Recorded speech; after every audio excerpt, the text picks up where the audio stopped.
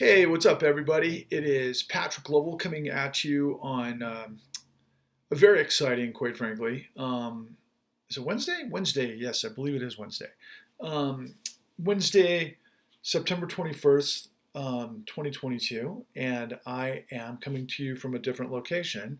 I'm coming to you from, well, let's just put it this way, where my dogs live. And that's my Joopy. That's my Joopy. If any of you have seen, this is funny. I can't. There we go. If we can, I can't. That's funny. If you've seen some of my posts before, I've mentioned that I'm basically Jon Snow in the battle against the army of the dead, which is corruption, and that's my ghost. And thank goodness he's a little bit chill at the moment because we just got back from a nice walk and taking care of business and all that stuff. But I couldn't wait to drop a truth bomb today because of all of the madness that's going on at the moment, and it's particularly enlightening and beguiling and all sorts of stuff at the same time. Considering who I am and what I've been involved with for a very long time and what I've been trying to illuminate, educate, embolden you to understand. But I think today is as good as any day to be able to bring that truth. Jupiter, say hi. Jupiter, come here. Jupiter, say hi. There you are. Say hi to everybody. That's my Jupiter, my ghost, and I'm Jon Snow, fighting corruption. And so ultimately, what the big scuttlebutt is today is a couple of different things are predictably coming out. And I've been talking about this stuff actually for a couple of years, since the first Michael Cohen testimony in front of Congress during the impeachment proceedings based on Donald Trump's business practices as it relates to inflating the assets that he owns or deflating them depending on what his circumstances were, either to manifest loans or to reduce taxes. Now, that is currently being investigated under civil penalties by the New York AG, Letitia James. Now, of course, there's many other elements of what's being the Trump administration, or I should say, the Trump apparatus is being investigated for a whole litany of scenarios, particularly probably the most prescient is everything relating to the January 6th insurrection and what the DOJ is going to bring down, but particularly as it relates to, of course, Mar-a-Lago and whatever top secret documents that Trump skirted the White House, National Archives, wherever from to potentially do what? I don't know, sell on the open market to enemies, and what were they? I mean, many of you have heard me talk about this before, and ultimately, the way I frame it and think about it is Donald Trump is doing us all a grand favor. I mean, I don't know if I can use this term without insulting some people, but his absolute carnival barking retardation, his audacity is extraordinary and extraordinarily beneficial. So thank you, Donald Trump. I mean, everything that Donald is representative of is an expression of what it is that I've revealed to you in our work, my work, the con. Except here's the thing, MAGA, and I really hope you can wrap your head around this, okay? Now, I'm talking about people who might support Trump because they have nowhere else to go because they got so decimated by what came before and they can't bring themselves to support anything resembling the administrations that had destroyed them, whether it was way back, with getting rid of the golden goose and industrial power that the United States once was, to ultimately everything 2008 that buried millions upon millions of people in the courts. But Donald Trump has been in this racket for a long time. The guy's been in a control fraud the whole time. So what is control fraud? Well, if anybody has watched The Con, you know exactly what control fraud is. When the 2008 great financial crisis happened, and I was dealing with what appeared to be a hyena crime racket that was lying to me every step of the way so that I couldn't get a square deal on a scenario that I happened to be in. Now, that deal was part and parcel to being set up, even though I set myself up by taking a loan that I had no idea what I was getting into. But it was part of a broader criminal structure that ultimately blew up the world. And so when things landed on my head, all I wanted to do on a personal level was try to get to a point to renegotiate what they called a modification at the time to be able to stay in my home with my young family. And I achieved everything they asked me to do. But ultimately, they got me mixed up with some crazy ass paperwork. And I decided to walk at that point because I knew it was a clusterfuck. But one thing led to another. And as a result of that horrific scenario, I went on this incredible, monumental 13-year odyssey to put together all of the pieces of this enormous puzzle that in the end is quite simple. I say over and over and over, it's not rocket science, it's racketeering. So let's return back to Donald Trump. So Letitia James announces this litany of incredible frauds that the Trump organization has been involved with for decades. This is mostly hyperinflating assets, lying about what their collateral was that they would get loans from to be able to maintain the facade of a business using fraudulent collateral and, quite frankly, fraudulent numbers that they just manifested out of thin air. Well, how do they do that? It's all on display in the con. www.thecon.tv. Now, Trump, most of this, I think, going back to the 80s, we knew that, the guy inherited a lot of money. We knew that his father was up to no good. And the crazy thing about people like Donald Trump's dad was that, here they are relatively, this business model, these champions of capitalism and all of these things. But really, when you dig underneath the, quite frankly, the ledger, you find out that they were getting tons and tons of incentives from the state or the city or the government and everything else. There was a bit of a socialism going on for big time developers, tax incentives and everything else, where you try to get a deal, you get investors, and then you do all of these other things that led then to other crimes that Donald's going to be investigated for, and I hope busted for eventually, that he's been engaged with for a long time, mostly laundering money for a lot of enormously horrific players from around the world, primarily Saudi Arabia, but of course Russia and many others. But the entire island of Manhattan is involved with this, as is probably Beverly Hills, California, as is Scottsdale, Arizona, or Miami, Florida, or a lot of places in Seattle, Washington. Anywhere where there's a shit ton of money and international money, a lot of this type of stuff that Donald Trump entire business model was predicated on,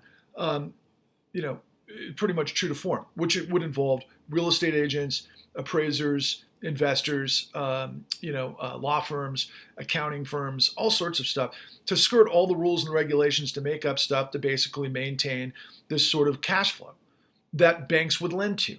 But why would banks lend to people that were making up fraud to hyperinflate numbers predicated on certain things? It's called control fraud. CEOs of large financial systems get paid when a lot of loans are made from their financial institutions in a variety of places. The bigger, the better. They make fees on huge deals, so huge development deals, huge investments from the likes of pensions, and to huge investments and development deals. That's what undergirded really the entire economy after 9/11 through the 2006 kind of meltdown that led to 2007, and then it got worse and worse and worse. And then that got me, millions of other people like me, and then I went on this huge journey to go put it all together. But today, all of the carnival barkers, all of the mouthpieces, all of the highly paid so-called professionals, not sitting in a living room with their great animals next to them, who get paid millions upon millions of dollars, have no idea what they're talking about. They're speculating this. They get an attorney here. They talk about that. They do this. They do this. Now, quite frankly, the question should be on everybody's mind, well, why isn't this criminal? Well, for whatever reason, Letitia James, the Attorney General of New York, who I understand does have criminal prosecutorial power, one of 3 states in the United States, I think. The rest of them are all civil. But in her particular case, it appears that she's choosing civil because it seems to me, looking from the outside in, that there is a coordinated effort on behalf of the DOJ. I would imagine Letitia James, of course, the DA in Manhattan, and there was some controversy whether or not Alvin Bragg, who is, there, was dropping, what the previous DA of Manhattan was looking into, which was also control fraud for the Trump organization. I'm not sure if he's all in on the timing of this thing, but we should also include the SEC, I would imagine, if any of these loans through Trump were securitized, of course, through Deutsche Bank. I mean, that's the obvious. But, in whatever manifestation may have happened with like hedge funds or maybe some private equity, who knows? I mean, the only one I'm really aware of is relates to Trump is Deutsche Bank, but more importantly, Saudi Arabia. Now, why is that important? Because the other investigation, as it relates to Mar-a-Lago, and then ultimately, was Trump stealing nuclear secrets to sell to our enemies, of which, of course, Saudi Arabia played an insane role in 9/11 that nobody in media has ever talked about. And millions of you pretend like you don't want to know about it or aren't aware of it. We went to war against Iraq. We had troops in Afghanistan for 20 years, and neither one, although, of course, in Afghanistan, Al-Qaeda camps and in Al-Qaeda, or I should say bin Laden, yeah, they were the ones who created 9/11. There's no question about that.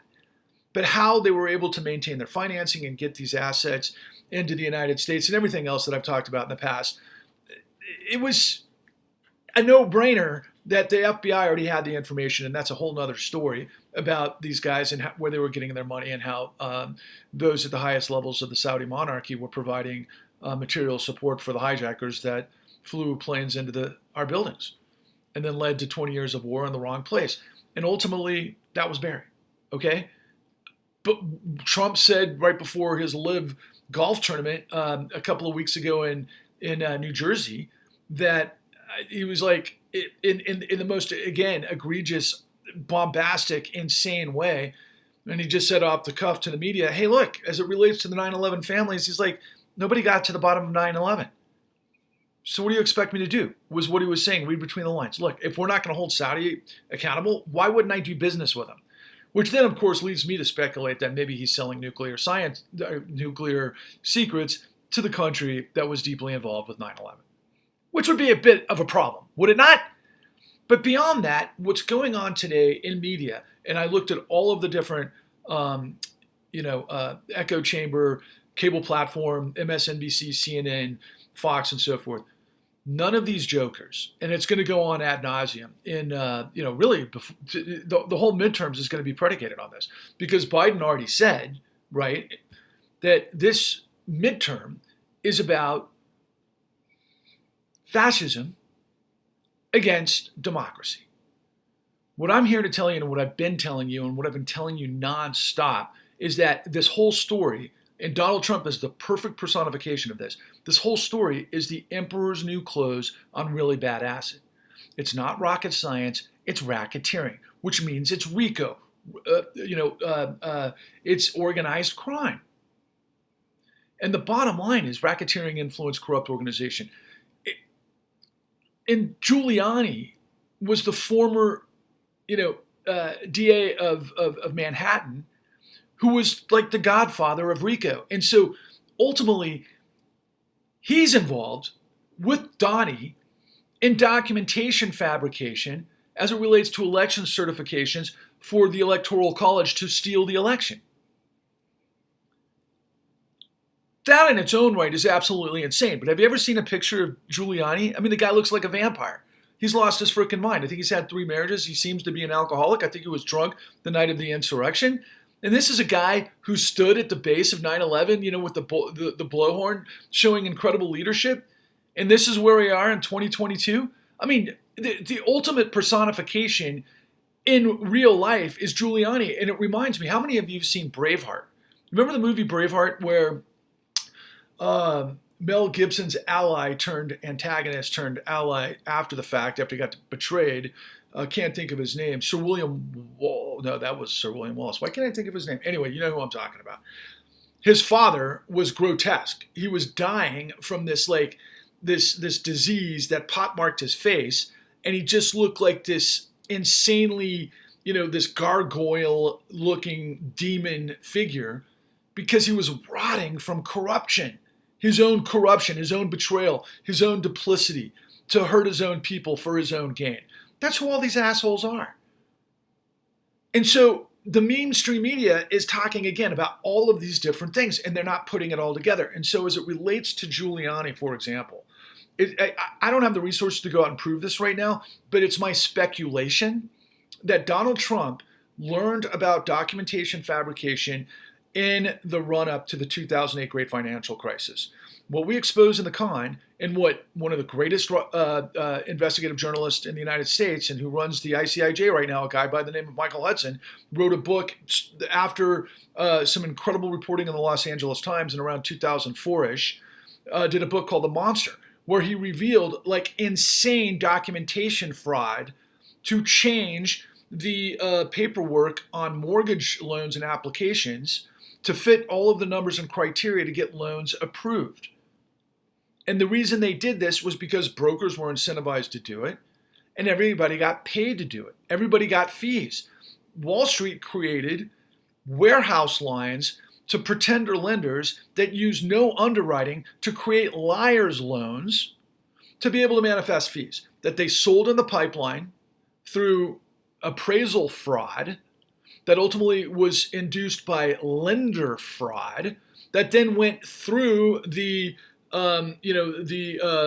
credit rating agencies, which of course none other than Warren Buffett owns the biggest one, to put this into perspective, which all rubber stamped these goddamn loans that had zero fucking ability to pay back, and then ultimately the collateral was worthless.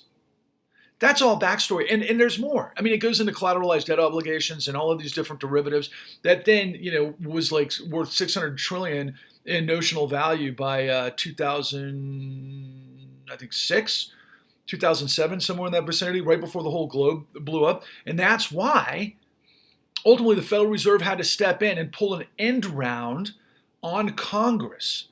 So at that time, the Treasury Secretary, former CEO of Goldman Sachs, Hank Paulson, and his merry men, which included Ben Bernanke, the head of the Federal Reserve, and Timothy Geithner, the head of the New York Federal Reserve Bank, got together with the top banks, the 13 banks in the United States, and then basically wrote out a 3-page ledger that said, you're going to accept these bailouts. What that led to is what Paulson said at the time was his bazooka. What his bazooka was the Federal Reserve 13.3, which is a lender of last resort capacity of the Federal Reserve to be able to loan under exigent circumstances, emergency circumstances. So they did this after they sold Congress that we had to create a version of this to create liquidity in the financial markets. Otherwise, the entire globe was going to come to a dramatic standstill, and we'd all go flying through the front window of whatever we were in at that time, train, plane, or otherwise. And what they did was they all predicated this on illegal collateral. All of these financial institutions, these investment banks, these what they call primary dealer brokers, they're all bankrupt, and they had no collateral. Okay, you don't loan to somebody trillions of dollars when they're completely bankrupt. Meanwhile, the reason they were bankrupt is because of all the fraud that I've just given you a glance at. That's all on display in www.thecon.tv. And if all of us understood what this was, then we could look at Trump and understand that he was the perfect fall guy. But this is what is really weird about the sort of roulette, if you will, of the system, okay? I think it's just kind of happenstance. You might even call it maybe, otherworldly, that God put his fingerprint on this, because literally, I've said it at the beginning and I'll say it again, Trump is the ultimate emperor's new clothes on really bad acid, because he is the living embodiment of all of the fraud that I'm talking about. Not to mention that he used the sort of strategic aspects of relying on loans and all of those other things to get, and also appraisals to, because the way it all had to work back then in terms of like refinancing and everything else is that the appraisals had to show that the value of the real estate had actually increased in value so they could loan against that. And they did that over and over and over. And so people who had equity in their houses, and they had stagnant income at the time, they refinanced because that's what they thought, was legit. But it was all a scheme to keep the pipeline going because prior to that, there was $70 trillion of capital from all around the world that landed in Wall Street that was looking for places to park. And the safest places to park at that time was the housing industry. Why? Because American, dream, the home, nobody stopped paying on their loans. I mean, but that's when people had jobs and weren't flipping houses and getting houses illegally and then getting a portfolio of gazillions of houses that they couldn't afford, but they were just flipping them because that's where the revenue was. So we incentivize, and that's why I call these guys all hyenas of finance, because they're just looking for the next fix, man. Lie, deny, switch the blame, implicate, which is exactly what Trump is. Okay? And he has been that guy forever. And it's like we're coming to these midterms.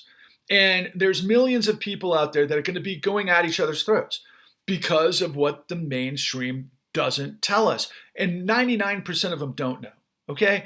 I don't think Rachel Maddow is innocent. I think Tucker Carlson's an idiot. I think Anderson Cooper's an idiot. I think Rachel Maddow probably knows all of this stuff and then some, but played ball. That's just my gut, okay? PBS, for example, they did these great features in what was called Frontline, but they're like polite and they just kind of infer stuff. They didn't go anywhere near putting together the entire crime apparatus that we did. And the reason I did was because when we were going through this situation, it didn't make sense. None of it made sense to me because I know business. I'm like, okay, well, wait a second. Collateral's got to be used by X amount to get X amount of loans. And, when it's going up and you've got that amount of equity in your house, okay, you can borrow against that. But then when everything falls, I know that the lenders are going to have to negotiate, which is what I did. That's what you do in business. I mean, it just happens, right? There are cycles. There's no question. But the bottom line is, under those circumstances, they weren't playing ball. And I kept asking myself, okay, why can't I get this thing, this modification confirmed to where like I'm off to the races, meaning like, okay, now it's done. I know what I got to pay for the next 30 years. Done. I can do it. I can get on to just making my nut, paying my nut, and just that's it. But it didn't work that way because for millions upon millions of us, we had to deal with these goddamn servicers and these foreclosure mills that were like these bottom feeders that were using the same exact documentation fraud to steal the homes from people that were trying to make deals. But what happened was the government, in addition to providing trillions of dollars of liquidity illegally to bankrupt institutions, ultimately provided what was known as quantitative easing, where Timothy Geithner famously said, we're going to make the American people foam on the runway for the crashing financial institutions. And what that meant was millions upon millions of regular people that had families could not get a modification, could not get under the burden of that debt. They lost their houses to foreclosure. But meanwhile, it wasn't because the guys that were foreclosing on them, they didn't have standing. This whole thing became such a train wreck that all of the stuff that was securitized, that ultimately, depending on the state, because of judicial and non-judicial states, that you have, deeds or notes, and they couldn't be presented in a statutory way to prove standing to foreclose that these entities were owed the debt, because it became such a literal, I said hyenas in one case, so that's a good, animalistic sort of metaphor, but it's like piranhas. What happened was you get all of these liar's loans in the system that became liar securities that ultimately connected to investors, right? So pensioners and people all over the world, municipalities that were being lied to by these goddamn money managers, be they hedge funds or big banks and so on and so forth, because the collateral was all bullshit. So they fucked the homeowner, they fucked the American dream, then they fucked the people who had save their entire lives, the pensions, the teachers, the plumbers, all of these things. And by the way, I use those two as relevant, examples. They were in the goddamn Supreme Court last summer that Goldman Sachs set them up on the real Big Short, that the Big Short never really understood, the movie, because we put it all together the last 5 minutes. Anyway, I've got all that information that it was all a setup, but the Supreme Court, because of the corruption that exists there, like everywhere else, was like, you know what? We don't see any fraud. Because they didn't investigate. Because the entire country depends on, well, we have institutions called the Department of Justice. We've got the Federal Bureau of Investigations. We've got the Securities and Exchange Act. We have laws. We have AGs. We have all sorts of stopgaps to make sure that this doesn't happen. But that didn't happen because of a runaway train wreck of corruption. And when it ended, all the professionals in the system just let it go. I could think of the psychology, right? Let's just say you're like this seasoned professional. You went to law school. You paid hundreds of thousands of dollars for education. You pay it back. You're in the trenches. You're dealing with stuff that's in front of you, and then you're looking down the barrel of this thing, and it's like, okay, do I tell the truth and I go down with the ship, or do I play ball? Well, the professionals played ball. Because they got paid. Because the goddamn Federal Reserve provided trillions and trillions of dollars of liquidity to the financial system that was fucking corrupt instead of do their job, which they're doing now. Okay? Yeah, they're doing it now with regards to Trump. The question you really have to ask yourself is, why has Trump been able to get away with it this long? How did he become president? Right? Well, that's the $29 trillion fucking question. They did it because the whole system was corrupt. Okay? Look, the United States was born by defeating the corruption of not just King George III, but also the Parliament and the East India Trading Company that was just pillaging the colonies. And they said, fuck your Stamp Act. But fuck the tea tax. Fuck you, King George. And then they had a revolution. And we had a lot of very smart guys, regardless of their flaws, that understood absolute power corrupts absolutely. So we create separation of powers. We give the judicial branch absolute immunity so that they, and quite frankly, we pay judges for infinitum so that they don't get into a situation where they can be corrupted. But that's changed. Because of revolving door and everything else. Same with the fucking white shoe law firms and the Department of Justice, and same with the Securities and Exchange Commission and all the white shoe law firms that are playing ball in this whole fucking thing. And then ultimately the goddamn full faith and credit of the United States of America was used to backstop the fucking mob. Why wouldn't we have a president like Donald Trump? So yeah, it's coming to a head. And the only way the United States comes out of this, I'm convinced, is if 10 million plus of you watch the fucking con at www.thecon.tv. Like I'm one hell of a salesman. I'm telling people they're stupid. I'm telling people they don't get it. I'm telling them that we're a train wreck of everything. And why would you want to fucking pay attention to me? Because the goddamn emperor's new clothes, it's the new clothes. The sky is falling. All the rest of it, dude, my God. The law of the land is bullshit when it doesn't hold power to account. Yeah, we throw like gazillions of people in jail for all sorts of infractions. You steal above the line, like, I don't know, let's call it like 50 million plus, you get trillions. I'm not sure what the exact corollary is, but that's may as well be close enough. So, what do we do about this, right? And I got some grief last night from some of these so-called macroeconomists, experts, and some of which really lean far left and who hate capitalism, and they're basically communists, but at the same time they, are completely all in on this one particular, macroeconomic sort of descriptive understanding of how we finance our government. They don't want to acknowledge fraud. What? They don't want to acknowledge this fucking insane fraud. In fact, I talked to one of their top guys, and he basically sent me a message kind of like, when nobody was looking, like, look, dude, it's just the way it is. All right? You take the good with the bad. That's how it goes. In fact, he said to me, you know what? A bunch of people who should never have gotten in houses got to live in houses for a long time for free. Is that true? Yeah, probably. But millions more weren't. millions more actually had equity in their houses and it was stolen. Many more, because of the insanity of this corruption, led to what we call straw buying because of all of that documentation fraud I told you that was involved with liar's loans. Well, they did that to steal people's houses. Elderly black women who were completely vulnerable had their houses stolen and were facing going out into the streets after living in their house for 4 decades in the case of Miss Addie Polk, and she had to shoot herself. That's our Pandora's gateway to this insanity. But what she led us to was the only RICO conviction in the entire country.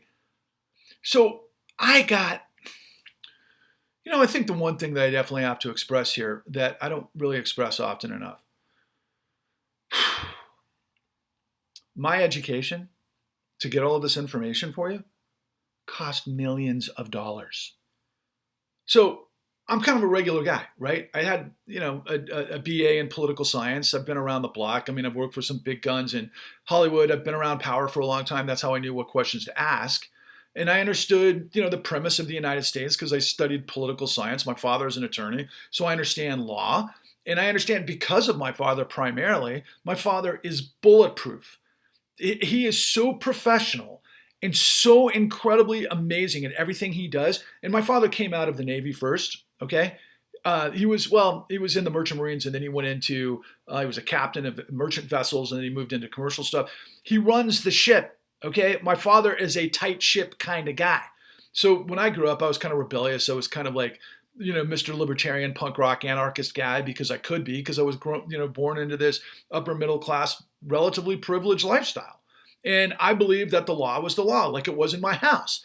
And trust me, I've broken a lot of my dad's laws over the years, sneaking out and doing things that he didn't approve of and those sorts of things. But boy, did I respect the living hell out of my father's integrity. And that's what it all came from for me, because my dad's a professional, right?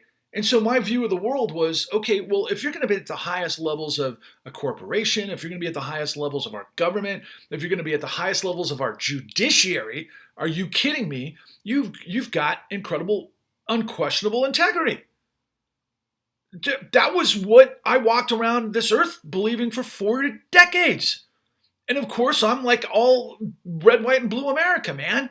I'm like, okay, we did defeat the fucking slave owners. We did defeat the goddamn Nazis. And then we allowed people, not allowed, he went and earned it. Guys like, Reverend Martin Luther King, who I consider, as, God, how do I want to frame this? I mean, he's almost,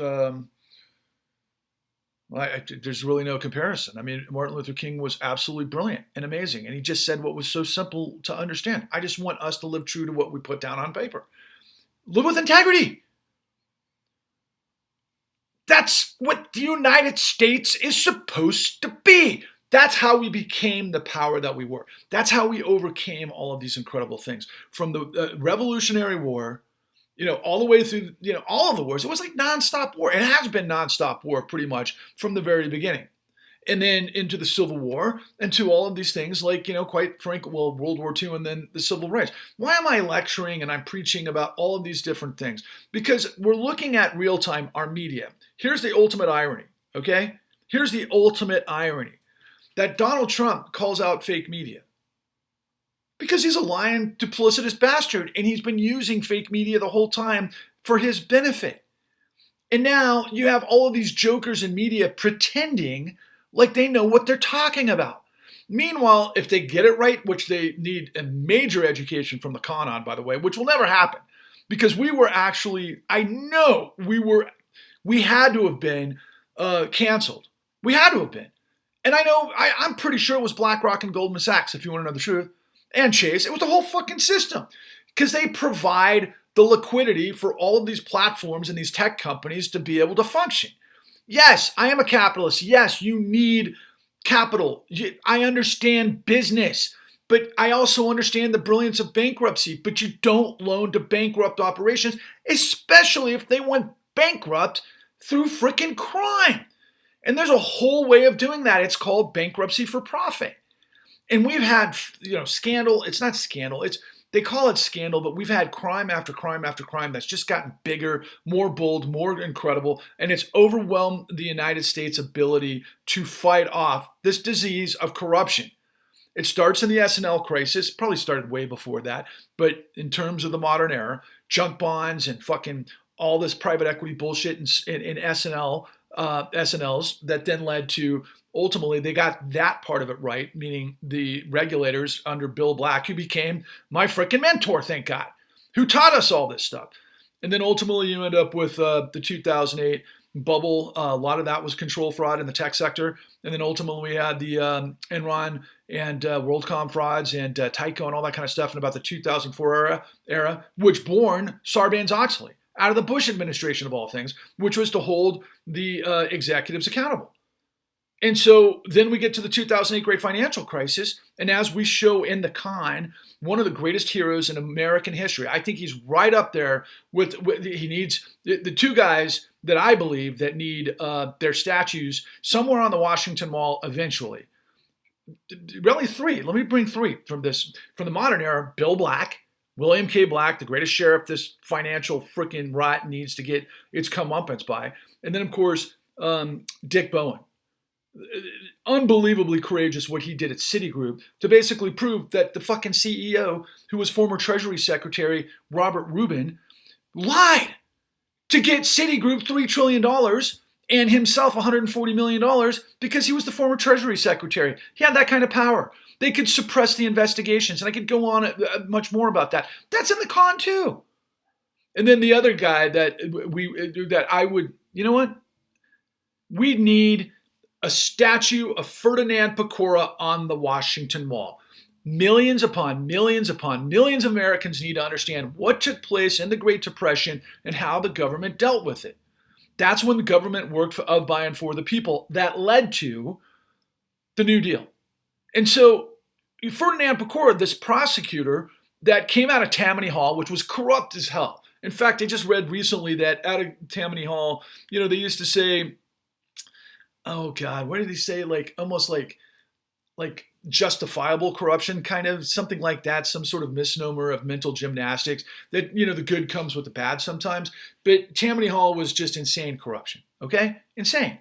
And Ferdinand Pakora was from Sicily. This guy's an immigrant to the United States. He gets cut out of the WASP Wall Street, of which so many people out there want to blame the Jews. It was actually the WASPs that destroyed the financial world. I'm sure there were some Jews involved, sure. But at the bottom line, it was literally the WASPs that were doing this, that were all fraud, insider trading and shorting and all sorts of the things that came true in 2008. They did that in the 1920s. And so this guy, Ferdinand Pakora, gets chosen to do the investigation on Wall Street, and he does. And he brings out, Charlie Mitchell, Sunshine Charlie Mitchell, and all the major players of Wall Street. And he got inside their books, and he understood what they did to basically set everybody up so that they could steal the loot and they want. And then ultimately what he did is he played that out in front of the American people, 25% of whom were unemployed, millions living in places like Central Park. And yet you see like these, these like holier than thou, like, the everything they touch turns to gold, sort of the Midas touch. They just stole. They were just fucking thieves, man. And their wives didn't pay taxes. And the American people were about to blow their freaking lid. And then the American government stepped in and said, okay, what we're going to do is we're going to separate the ability for Wall Street to pull this shit on people. And that's how we came up with GlassSteagall. You separate commercial banking from investment banking. Nobody wants to fuck the idea of enterprise. But if you go bankrupt, you go fucking bankrupt. That's the whole point, okay? You don't get to fucking start again and buy everything and get free money from the Federal Reserve so that you could become the goddamn king. Get it? The United States is about democracy and the rule of law to prevent that from happening. So after 246 years, what did we end up doing? We ended up making these oligarch motherfuckers on Wall Street kings. They write the law, they're above the law, and now that you MAGAs know that your boy Trump is as guilty as he's guilty of everything I'm telling you about. But he's small potatoes to the fucking denizens of disaster. The greatest trick the devil ever played was to convince the world he didn't exist. I got tired of them pissing on my head telling me it's rain because I'm not a fucking fool. I've got the answers that tens of millions of you got destroyed by, and you need to wrap your head around so that we can save the United States of America for liberty and justice for all. Where are the patriots? We've got a two-front war against corruption of the financial system that betrayed everybody, that rules the law, and then, of course, the goddamn Confederacy, white supremacist, fascist that it creates. That's what we're up against. It's no small task, but I've already done the work. It's available at www.thecon.tv. Check and like and subscribe me on YouTube at Patrick Lovell Truth Bombs the Con. Check me out on fucking, on TikTok and whatever else. And I'll tell you this, okay? So you've seen a lot of mainstream people, basically be able to disparage, and justifiably so, the ass clowns like, Alex Jones, who was making $50 million a year, lying about children who got slaughtered at Sandy Hook, saying it was a false flag operation. My God, that's what we've come to. And then Trump, who's been lying this whole time. Look, guys, please start a campaign to Rachel Maddow. Start a campaign to Anderson Cooper. Start a campaign to fucking Tucker fucking Carlson. That Patrick Lovell will go one-on-one with any of those son of a bitches and fucking lay down the wood of what I now know. And again, who the fuck am I? I'm the guy that's got the goddamn biggest truth in the history of our lifetimes that would put this fucking country right side up again if you listen to me. Hey man, I don't know what the fuck it's all about from the big power upstairs, okay? I don't. Again, I'm not that fucking smart. The bottom line is, it's not rocket science, it's racketeering, and you have to have integrity. And the one thing that I'll say to all of you bastards out there who are lying, deceiving, rotten son of a bitches, that I'm your fucking comeuppance. You can get me when I'm not looking, but fuck you in advance of that, and I hope I start the revolution that buries your ass. And what I mean by revolution is to reinstitute the law so that these bastards go down, they get thrown in prison, and we rip their fucking, stolen proceeds away, and then we fucking march them through the goddamn, well, I don't want to go that far. At least we can rhetorically think about it. They all need to be in prison. They all need to be in prison. And I'll finish with this thought. We spend $750 billion a year plus on the biggest military by far, 10 times bigger than everybody, the next 10 countries combined, to do what? To protect something like Saudi Arabia and oil flow around the world, right? I mean, that's really what it is. And Saudi Arabia got away with 9/11. Trump threw out all of this stuff. We need billions more into the Department of Justice, but more importantly, with really good people that are in the con. Or they should be in the SEC. Richard Bowen should be head of the SEC. Fucking William K. Black should be the AG of this United States. Okay? That's when you know stuff's going the right direction. And then, of course, Paul Pelletier. Paul Pelletier, who was third in command of the Department of Justice during the Obama administration, he had to leave because the whole thing was so corrupt. He wrote in the New Yorker, or was it the Atlantic, what we need is a Manhattan-like project to deal with white-collar fraud. That was published 2 years ago. We came out with the con 2 years ago. BlackRock canceled us, okay? All these guys who have complete control of our country, which are a dark force from hell, let me tell you, they canceled us. Please, God, you have to find a way to wrap your mind around the con, spread it to everybody you got like your life depends on it, because if we don't overcome this madness, we're going down even worse than we already are right now. Please, for crying out loud, this is for fucking God and country. This is for the United States of America. If you really truly stand at attention for the fucking Pledge of Allegiance or, the Star Spangled Banner, then fucking prove it. Let's get together on this and let's march on the Federal Reserve on 11/1/22.